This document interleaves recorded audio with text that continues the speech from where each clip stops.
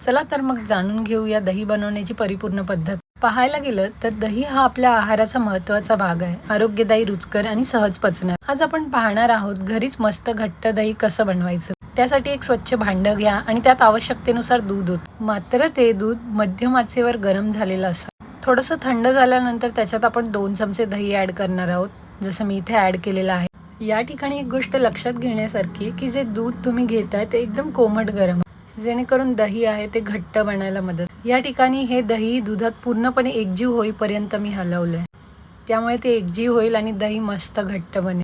तुम्ही जेव्हा दही बनवाल तेव्हा दही बनवण्यासाठी फुल क्रीम दूध वापरा। याने काय होईल की अधिक घट्ट आणि मलाईदार दही होईल। जर ते नसेलच तर साधं दूधही घेऊ शकता। पातळ दही नको असल्यास पाणी सुटू नये म्हणून गरम दूध थोडं थंड झाल्यावर मुरवायला ठेवा। यामध्ये एक हिरव्या मिरचीचं फक्त देठ टाका। हे एक पारंपरिक आणि नैसर्गिक पद्धतीने दही तयार करण्याचं गुपित। मिरचीच्या देठातील जे नैसर्गिक बॅक्टेरिया असतात ते दुधाचं लवकर आणि योग्यरित्या आंबवण करतात।